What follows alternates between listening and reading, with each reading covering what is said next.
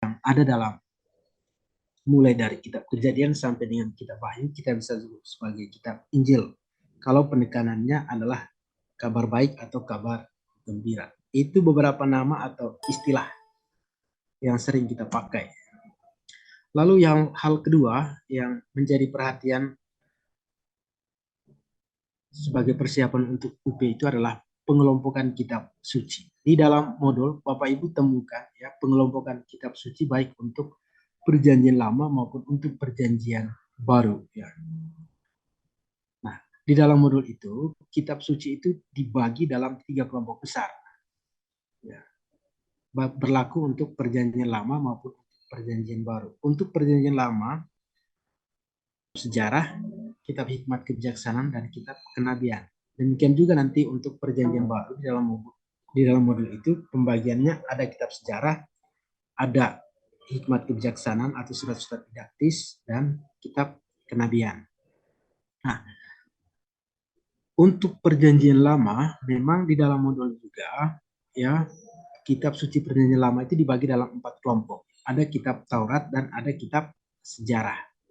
Nanti perhatikan saja soalnya. Kalau memang soalnya mengarahkan Bapak Ibu untuk melihat apakah pengelompokan itu dibagi 3 atau dibagi 4. Kalau misalnya dibagi 3, kitab Taurat dan kitab sejarah itu digabungkan dalam kitab sejarah. Tetapi kalau misalnya dibagi 4 kelompok, berarti ada kitab Taurat, ada kitab sejarah, ada kitab hikmat kebijaksanaan, dan ada kitab kenabian. Demikian juga untuk perjanjian baru. Ada 3 kelompok, ada kitab sejarah, ada surat-surat didaktis, dan ada kitab kenabian. Itu gambaran pengelompokan kitab suci perjanjian baru. Tentu saja bahwa ada pengelompokan lain dengan pertimbangan-pertimbangan tertentu ya. Nah, ya tanpa mengabaikan pengelompokan yang dibuat atau berdasarkan hal-hal tertentu, saya berharap sebagai persiapan untuk UP, pertama-tama tolong untuk perhatikan pengelompokan ini. Ya. Ada 3 kelompok besar untuk perjanjian lama dan untuk perjanjian baru, terdiri dari kitab sejarah, surat-surat didaktis, kebijaksanaan, dan kitab kenabian.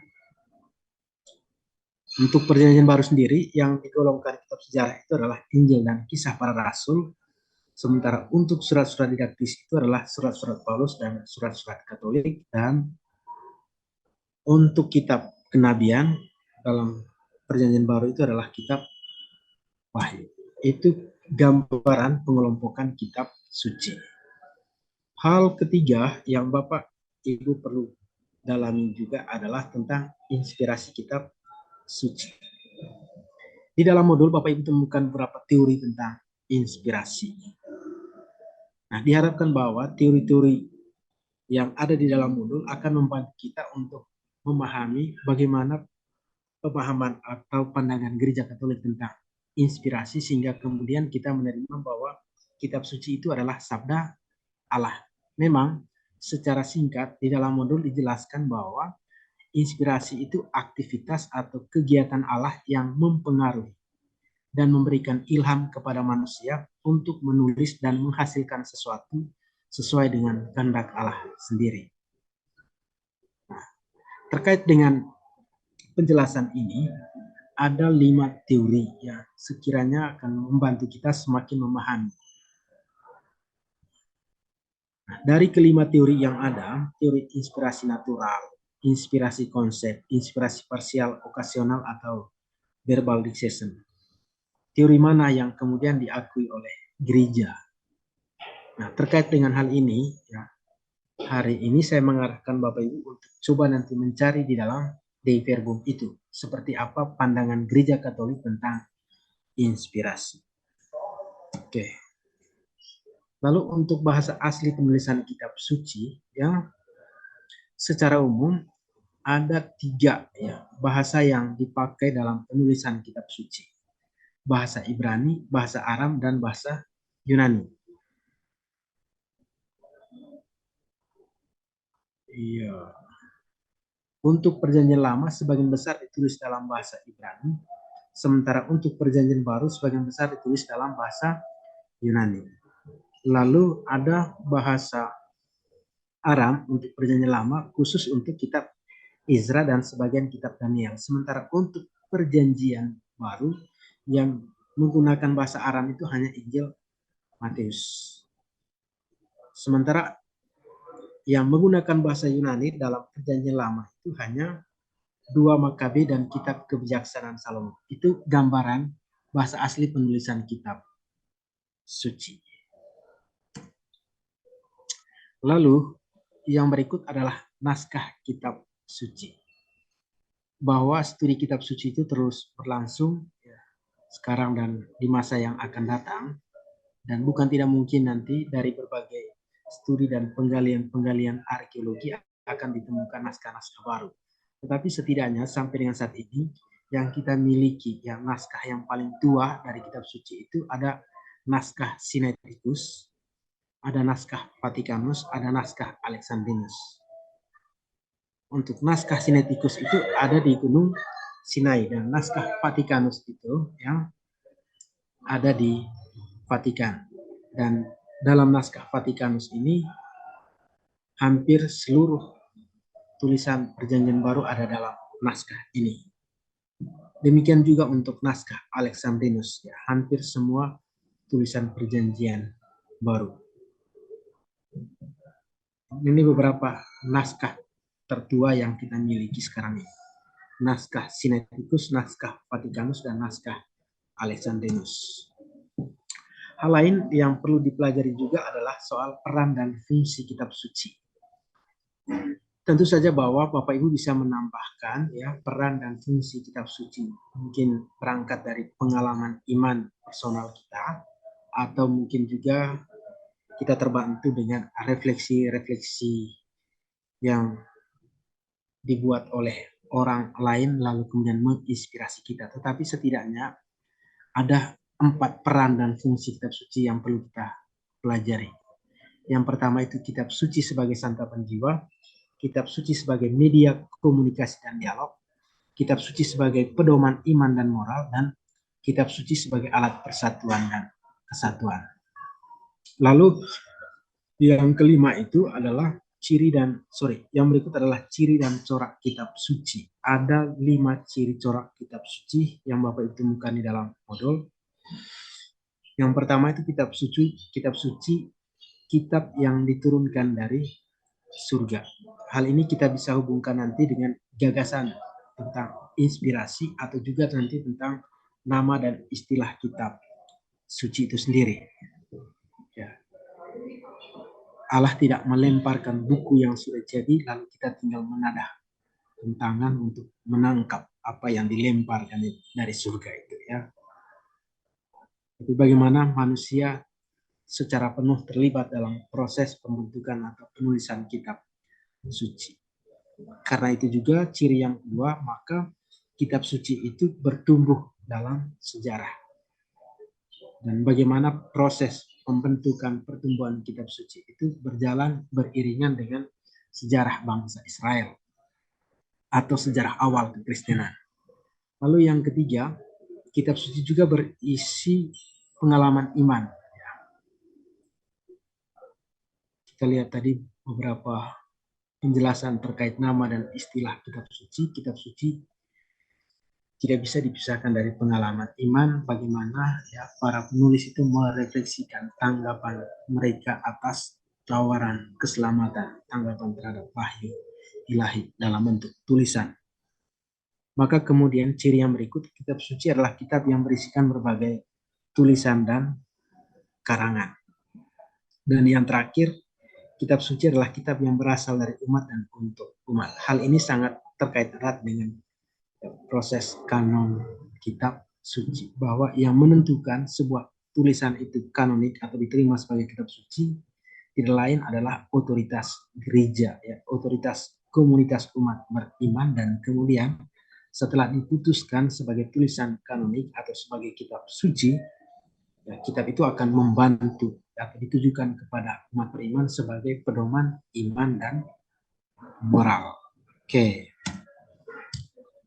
Kita lihat yang berikut tentang proses pembentukan kitab suci.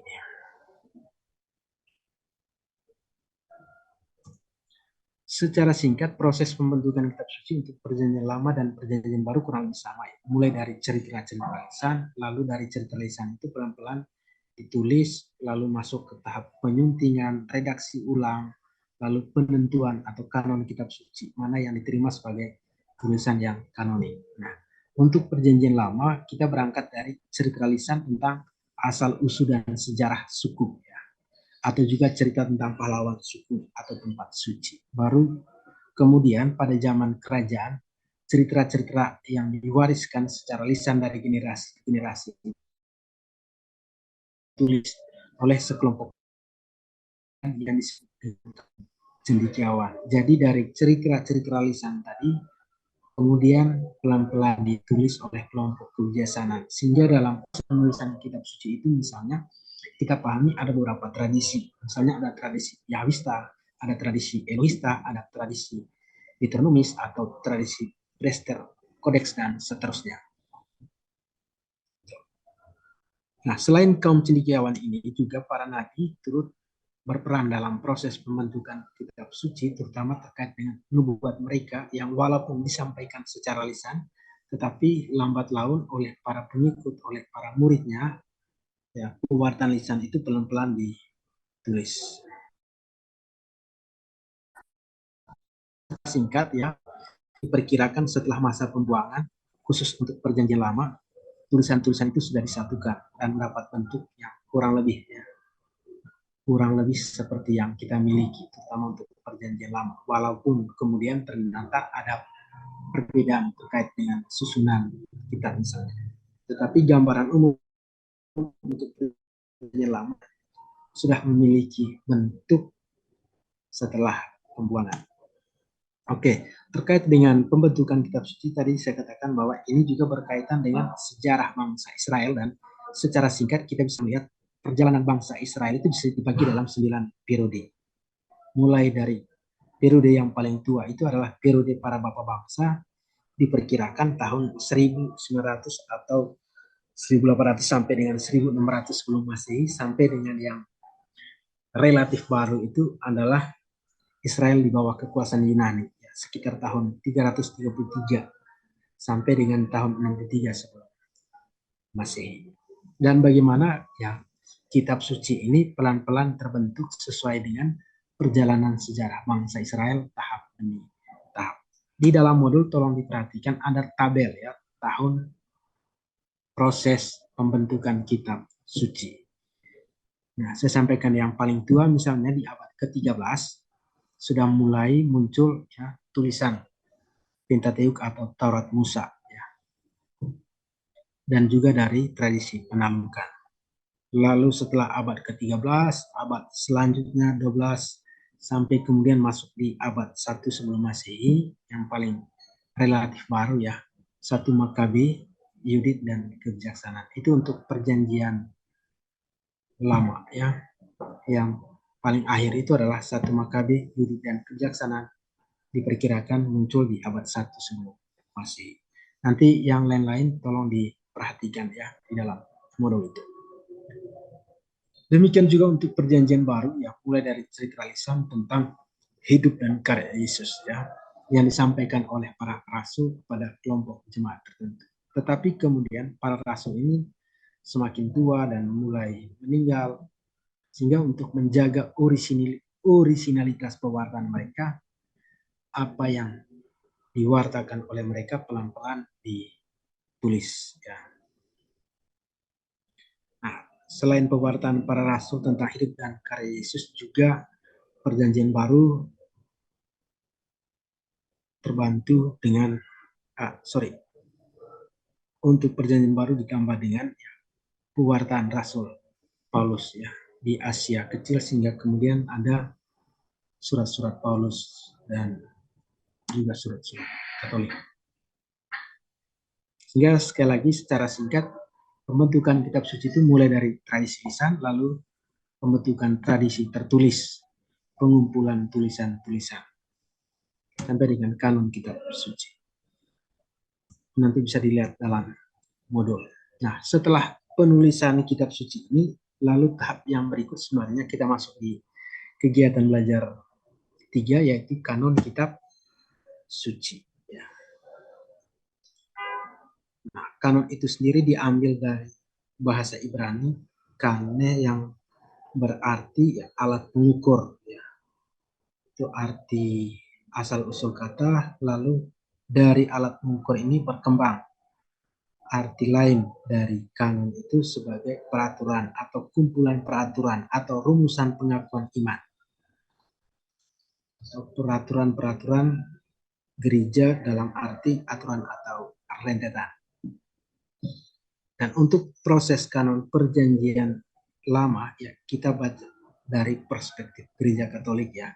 Kanon kitab suci perjanjian lama dari gereja Katolik tidak bisa dipisahkan dari kanon dalam agama Yahudi atau tradisi Yahudi, kanon Ibrani yang kita kenal dengan kanon Yamnia. Nah, ini kanon Ibrani atau kanon Yamnia. Lalu dari kanon Ibrani ini ternyata tulisan-tulisan itu diterjemahkan ke dalam bahasa Yunani. Maka kita juga punya yang kita sebut dengan Septuaginta. Dan dalam perkembangan awal kekristenan itu di masing-masing komunitas Kristen mereka menggunakan kitab kanoniknya sendiri ya. Ada yang menggunakan terjemahan dari bahasa Yunani ke bahasa Latin. Hanya perbedaannya adalah di dalam Septuaginta ini ternyata ada tambahan-tambahan kitab yang tidak ada dalam kanon Yamnia.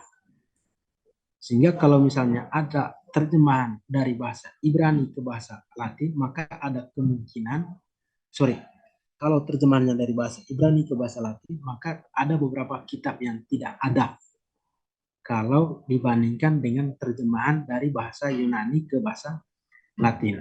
Nah, kitab-kitab yang ada dalam bahasa Yunani tadi, tapi tidak ada dalam bahasa Ibrani, itulah yang kemudian kita sebut dengan Deuterokanonika. Dan kita, orang Katolik, menerima itu sebagai kitab suci, sementara saudara-saudara kita yang Kristen tidak menerima itu sebagai tulisan suci. Sekali lagi, memang dari dua, ya, dari kanon Yamnia dan dari Septuaginta. Septuaginta ini sumbernya tetap dari kanon Yamnia. Hanya saja bahwa dalam Septuaginta ini ternyata ada tambahan kitab-kitab yang lain. Dan tambahan-tambahan kitab ini hanya ada dalam Septuaginta dan itu tidak diakui oleh orang Kristen. Tetapi kita oleh orang Katolik, karena sebagian besar komunitas Kristen juga menerima tulisan-tulisan itu sebagai kitab suci. Ya. Oke. Sehingga dalam perkembangan awal kekristenan itu ada dua versi terjemahan. Satu dari Yunani ke bahasa Latin yang disebut dengan Vetus Latina, ya, terjemahan dari Septuaginta tadi ke bahasa Latin, Vetus Latina, dan terjemahan yang kedua adalah dari bahasa Ibrani ke bahasa Latin yang dikerjakan oleh Santo Hieronymus yang disebut dengan Vulgata. Lalu dua terjemahan ini dipakai secara bersamaan sampai kemudian dalam Konsili Trente diputuskan bahwa kita juga menerima tulisan-tulisan yang diambil dari Septuaginta meskipun tidak ada dalam kanon Yamnia. Dan kitab-kitab yang tadi yakni yang tidak ada dalam Yamnia itu ada Yudit, Tobit, Baruk, Kebijaksanaan Salomo, Yesus bin Sirah, 1-2 Makabe, tambahan kitab Ester, tambahan kitab Daniel, dan surat Yeremia. Inilah kitab-kitab yang kita sebut sekarang kitab Deuterokanonika. Hanya saja bahwa tambahan kitab Ester itu digabungkan dengan kitab Baruk ya. Sementara tambahan kitab Daniel itu digabungkan dengan kitab Daniel, surat Yeremia ya. Surat Yeremia tadi dengan surat dengan Baruk ya, tambahan kitab Ester itu dengan kitab Ester, tambahan Daniel dengan kitab Daniel. Sementara untuk perjanjian baru tidak banyak mengalami perdebatan sejak awal ya, gereja mengakui ada 27 kitab untuk perjanjian baru. Itu mulai dari Athanasius dan dalam konsili-konsili selanjutnya ya, gereja menerima ada 27 kitab sampai dengan konsili Trente. Sehingga kemudian kita orang Katolik punya 46 kitab untuk perjanjian lama dan 27 kitab untuk perjanjian baru. Lalu yang berikut ya, untuk penggunaan kitab suci dalam gereja, meditasi, sharing, lectio divina, sudah.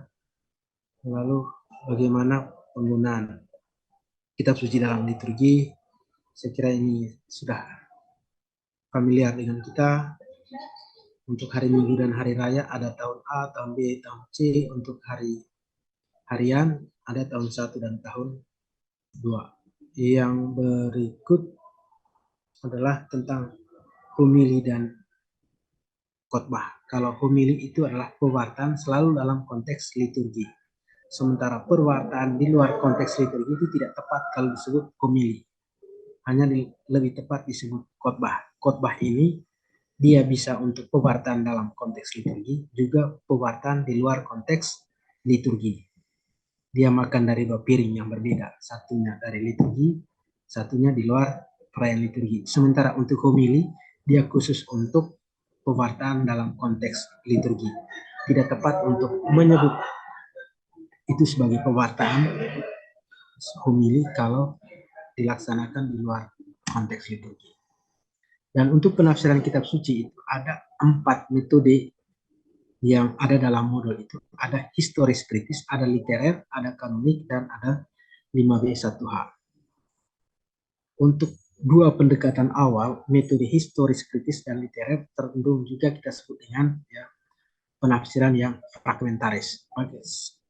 Kalau metode historis kritis, kita melihat teks terlepas dari perikop atau dari teks yang lain. Kita hanya fokus pada latar belakang konteks dari suatu teks untuk menghantar kita menemukan pesan yang relevan. Sementara kalau kita menggunakan metode literer, penekanan kita adalah unsur-unsur sastra, elemen-elemen sastra dari satu perikop yang kiranya akan membantu kita untuk menemukan pesan yang akan disampaikan kepada umat beriman. Sementara berbeda dengan dua pendekatan yang fragmentaris ini, kita yang gereja Katolik diharapkan menggunakan pendekatan kanonik. Bagaimana kita memahami atau menemukan pesan dari suatu perikop dalam satu kesatuan yang utuh, warta keselamatan dari kitab Kejadian sampai dengan kitab Wahyu.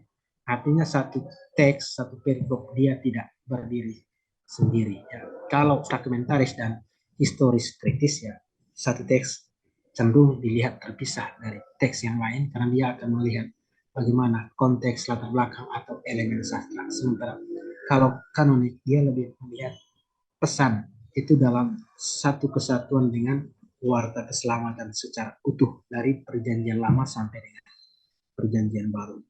Lalu ada pendekatan 5W1H ya. Ini yang biasa dipakai dalam dunia jurnalistik. Baik Bapak Ibu, itu sedikit gambaran apa yang sudah Bapak Ibu pelajari kemarin. Dan selanjutnya saya akan menyampaikan sedikit gambaran apa yang harus dikerjakan oleh Bapak Ibu hari ini, yakni tugas analisa bahan ajar. Saya akan menyampaikan secara singkat bagaimana Bapak Ibu akan mengerjakan tugas ini.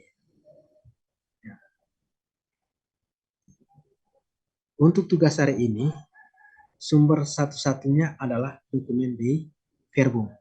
Kalau kemarin sumber satu-satunya adalah modul. Nah, sedikit ada perbedaan. Kalau kemarin itu kan sudah ditentukan ada 3 butir refleksi, ya, mulai dari konsep atau istilah, materi yang sulit dan yang miskonsepsi. Sementara untuk analisa bahan ajar ini memang ada 3 hal yang harus dikerjakan oleh Bapak Ibu. Tetap mulai dari konsep, lalu yang kedua adalah kontekstualisasi, lalu yang ketiga adalah bagaimana itu dibawa dalam konteks pembelajaran. Nah, kita lihat untuk kegiatan belajar 1. Bapak Ibu diminta untuk membaca dokumen itu dari bab 3 sampai dengan bab 6. Lalu setelah membaca itu, Bapak Ibu diminta untuk menuliskan beberapa konsep yang sejalan dengan kisi-kisi UP untuk KB1 kemarin, yakni nama dan istilah kitab suci, inspirasi kitab suci, peran dan fungsi kitab suci. Sekali lagi, kalau kemarin kita mencari penjelasan tentang nama dan istilah kitab suci dari modul, hari ini kita mencari konsep-konsep atau penjelasan tentang nama dan istilah kitab suci dari dalam modul. Demikian juga terkait inspirasi kitab suci maupun peran dan fungsi kitab suci. Nah, kalau Bapak Ibu tadi sudah membaca keseluruhan dari dokumen itu, Bapak Ibu bisa saja tidak menemukan penjelasan terkait konsep-konsep ini yang secara eksplisit menjelaskan tentang nama dan istilah kitab suci. Katakanlah di dalam dokumen ini Bapak Ibu tidak menemukan penjelasan kitab suci adalah bla bla bla, atau misalnya inspirasi kitab suci adalah, mungkin Bapak Ibu tidak akan temukan itu di dalam dokumen itu. Tetapi nanti ada pernyataan-pernyataan atau ada tulisan-tulisan yang bisa dihubungkan dengan nama dan istilah kitab suci atau inspirasi kitab suci atau peran dan fungsi kitab suci. Sekali lagi, yang diharapkan adalah Bapak Ibu mencari pernyataan-pernyataan atau pandangan-pandangan yang berhubungan dengan ketiga hal ini tadi. Ya, syukur kalau misalnya di dalam dokumen itu Bapak Ibu menemukan penjelasan yang secara eksplisit menjelaskan tentang misalnya tentang inspirasi kitab suci tadi atau peran dan fungsi kitab suci atau nama dan istilah kitab suci. Itu di bagian A. Sementara di bagian B, Bapak Ibu diminta untuk kontekstualisasi konsep. Nah, Bapak Ibu sekarang setelah mengerjakan bagian A, silakan memilih salah satu konsep. Lalu konsep yang sudah dipilih coba dikontekstualisasikan dengan situasi gereja atau karya pastoral atau pastoral kitab suci sekarang ini. Katakanlah di bagian A Bapak Ibu menemukan penjelasan bahwa kitab suci itu adalah sabda Allah. Lalu sekarang bagaimana Bapak Ibu berupaya untuk kontekstualisasi gagasan bahwa kitab suci itu adalah sabda Allah dalam keseluruhan hidup gereja sekarang ini. Bisa saja bahwa Bapak Ibu menemukan ya, umat beriman tidak lagi menghidupi kitab suci sebagai sabda Allah. Nah, karena sekarang ini umat Katolik tidak lagi menghidupi kitab suci sebagai sabda Allah, mungkin ada hal lain yang Bapak Ibu mau sampaikan. Atau mungkin ada tawaran-tawaran Bapak Ibu supaya kemudian umat beriman kini ya menjadikan kitab suci itu sebagai sabda Allah. Cukup satu konsep saja. Kalau di bagian A mungkin ada banyak konsep, tetapi di bagian B fokus pada satu konsep. Kemudian kelanjutan di bagian C. Kalau yang bagian B tadi kontekstualisasi dengan hidup gereja secara umum, di bagian C bagaimana kemudian kitab suci itu dihidupi dalam konteks pembelajaran pendidikan agama Katolik. Bisa saja bahwa dalam pengajaran selama ini kita tidak memberi tempat pada kitab suci misalnya. Atau misalnya ya anak-anak ya kurang menghayati bahwa kitab suci itu sebagai sabda Allah, maka kemudian ke depan dalam pelajaran agama Katolik mesti ditekankan atau bagaimana diupayakan supaya pelajaran pendidikan agama Katolik itu bisa mengarahkan peserta didik juga menerima bahwa kitab suci itu adalah sabda Allah. Nah, kalau nanti KB1 ini jelas, dengan sendirinya KB2, KB3, KB4 juga jelas karena konsepnya kurang lebih cara berpikirnya kurang lebih sama. Karena yang membedakannya adalah kisi-kisi UP-nya. Karena itu saya persilahkan Bapak Ibu kalau ada yang mau mengomentari atau mungkin ada hal yang perlu dijelaskan lebih lanjut sehingga nanti kita punya persepsi yang sama untuk mengerjakan tugas ini. Saya buka kesempatan, silakan Bapak Ibu. Kalau tidak ada, syukur berarti sudah paham. Saya Pak coba Pak. Bisa segera mengakhiri. Oke, coba ada Pak Andrianus. Silakan Pak Andrianus.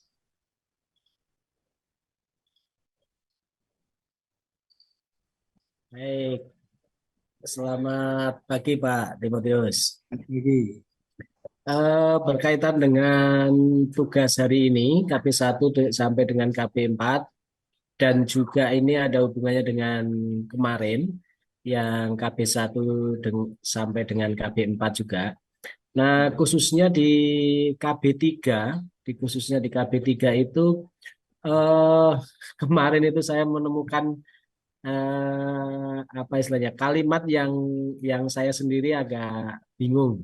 Karena di KB3 itu kemarin yang poin A nomor 4 itu kalimatnya kanon kitab suci perjanjian baru dan bukan kanon perjanjian baru. Nah, itu dan ini juga muncul lagi di dalam KB3 hari ini ditambah dengan pembentukan kitab suci perjanjian lama. Mungkin saya minta penjelasan lebih detail lagi berkaitan nomor 4 poin A KB3 itu, Pak. Terima kasih. Oke, mungkin kemarin saya tidak sempat untuk edit itu. Oke, di KB KB3, Pak. KB3 ya. Oke, yang ini ya, kanon kitab Iya, minimal dan bukan kanon perjanjian baru. Nah, yang ini berkaitan dengan tulisan-tulisan rahasia ya, atau kitab-kitab apokrif, bahwa kemudian ada tulisan-tulisan yang tidak diterima sebagai kitab suci ya. oke. Mengapa kemudian tulisan-tulisan itu tidak diterima sebagai kitab suci? Begitu ya Pak? Oh ya, Pak. Begitu. Begitu juga dengan yang hari ini, Pak ya. Demikian juga yang hari ini. Ada tulisan-tulisan yang tidak diterima sebagai kitab suci. Kira-kira di dalam modul atau di dalam dokumen itu, kira-kira bagaimana penjelasannya atau apa yang menjadi dasar sehingga kemudian ada beberapa tulisan yang diterima sebagai kitab suci dan ada tulisan-tulisan tertentu walaupun beredar luas tetapi tidak diterima sebagai kitab suci.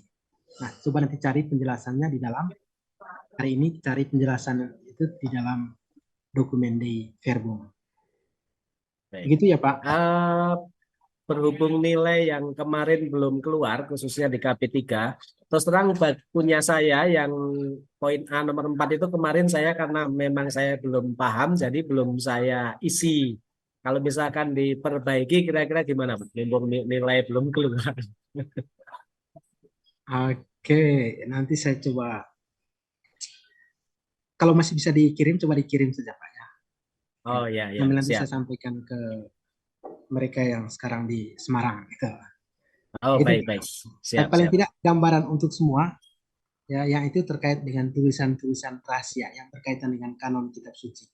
Bahwa ada tulisan-tulisan yang diterima sebagai kitab suci, ternyata ada juga tulisan-tulisan yang beredar luas, tetapi untuk kita yang Katolik tidak menerima itu sebagai kitab suci. Kira-kira apa dasar ya, kembali ke kanon kitab suci tadi. Kira-kira apa yang menjadi dasar pertimbangan suatu tulisan itu diterima sebagai tulisan yang kanonik dan ada tulisan yang tidak diterima. Nah, walaupun ada tulisan yang tidak diterima, tetapi ternyata tulisan itu tetap beredar luas di komunitas gereja waktu itu. Ya, begitu. Baik, terima kasih, Pak. Lalu yang berikut, Bapak atau Ibu? Bapak ya, Andi Bapak, Malang. Pak. Ibu Bapak, Gia. Bapak Ande malah, Pak Gia. Bagi ya. Habis kenapa kau sembunyi wajahmu? Wajahmu Aduh. pula. Mana Baik, selamat kacamata? pagi, Pak. Terima kasih, Nah, Pak, kesempatannya, Pak. Baik, yang pertama, Pak, kalau boleh, kami minta kalau boleh di-share itu bahannya tadi, Pak. Yang pertama. Yang kedua, di modul kemarin, khususnya modul 4, di situ saya sempat melihat ada kata lektor, Pak. Lektor yang tugasnya hanya membaca Injil dalam liturgi. Yang mau saya tanya gini, Pak. Kebetulan saya tinggal di Nias ini, di Gunung Stoli. Dan lektor itu sepemahaman kami bukan hanya sekedar membaca Injil. Dia juga membuat homili. Nah, bagaimana kira-kira seharusnya itu, Pak? Apakah bersalahan yang kami buat selama ini, yang setiap kali ada ibadah itu, liturgi itu, kami bukan hanya membaca Injil saja, justru kami berhomili juga. Begitu, Pak. Terima kasih. oke. Baik Pak Gia ya. tadi kita berangkat dari pemahaman homili dan khotbah. Pertama-tama untuk homili dan khotbah, kita atau para pastor ya, kaum klerus melaksanakan itu atas ya bukan atas kehendaknya sendiri ya, tetapi atas nama gereja. Lalu tadi saya sampaikan bahwa untuk pewartaan dalam konteks liturgi itu disebut homili, sementara di luar konteks liturgi bisa juga disebut khotbah ya. Sementara untuk khotbah sendiri bisa juga pewartaan dalam konteks liturgi.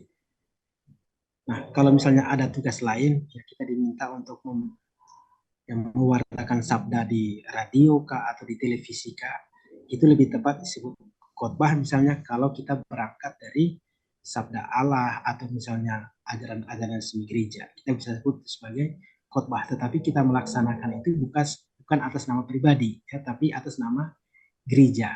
Maka dalam tugas itu harus sepengetahuan orinaris wilayah, ya, Bapak Uskup, bukan atas kehendak pribadi. Ya, katakanlah kita sebagai katekis ya, memimpin ibadat, ya. Itu disebut khotbah atau disebut homili? Nah, homili.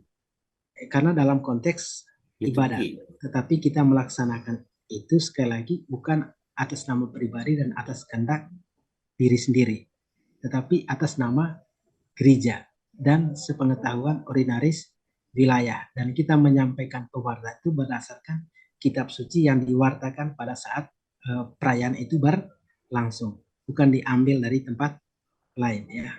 Jadi disebut pemilih. Tapi sekali lagi pertama-tama itu adalah wewenang dari diakon, imam ya, dan uskup.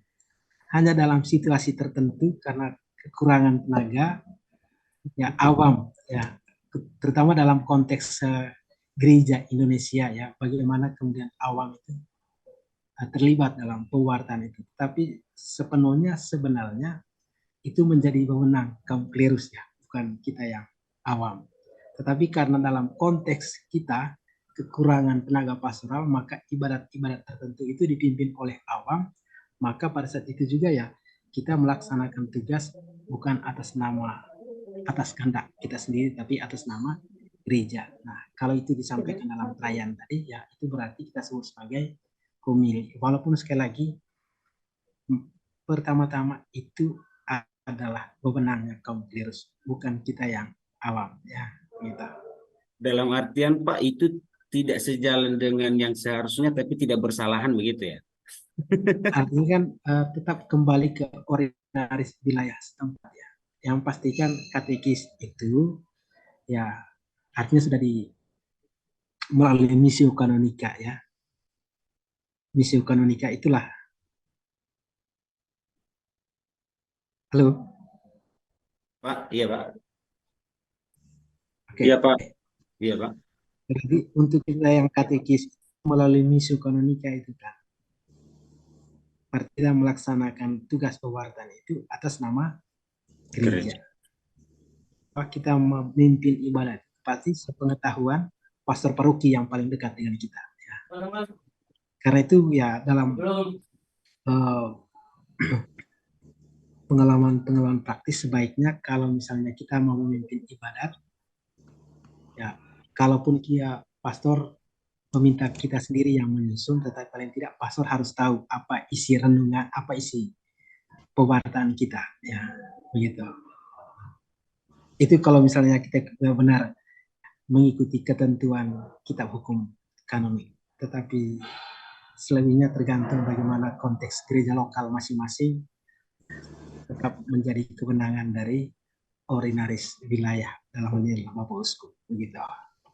Begitu Pak. Baik, terima kasih Pak. Yang pasti kita membedakan kalau homili itu adalah pewartaan dalam konteks liturgi. Khotbah bisa untuk pewartaan dalam konteks liturgi, bisa juga di luar konteks liturgi. Siapa yang punya kewenangan untuk membawakan homili dan khotbah? Sekali lagi pertama-tama itu adalah kaum klerus. Ya.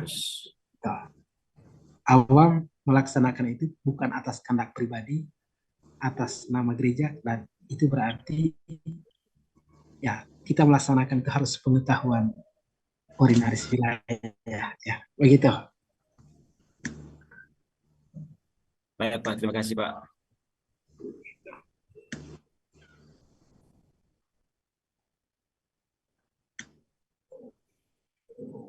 Masih ada pertanyaan? Cukup Pak. Oke, saya kira gambaran apa yang dikerjakan kurang lebih sama ya. Tinggal nanti perhatikan saja kisi-kisi UP-nya. Ya, saya kira di dalam instruksi ini sudah ada kisi-kisi UP-nya. Katakanlah untuk KB2 hanya 2 kisi-kisi UP-nya, pembentukan kitab suci perjanjian lama dan perjanjian baru. Carilah sedikit pernyataan-pernyataan atau pandangan resmi gereja tentang terbentuknya kitab suci perjanjian lama dan perjanjian baru. Lalu untuk KB3, kanon kitab suci perjanjian lama dalam agama Yahudi, perbedaan kanon Yahudi dengan kanon dalam gereja Katolik, kanonisasi kitab suci perjanjian baru, dan yang keempat, kanon kitab suci perjanjian baru dan bukan kanon perjanjian baru. Dan yang keempat, ada 4 juga, kitab suci dan pewartaan gereja, penggunaan kitab suci dalam liturgi, lalu penjelasan tentang khotbah, homili, renungan. Dan yang terakhir itu metode penafsiran dalam kitab suci. Mengenai materi tadi Pak, apa bisa di-share Pak?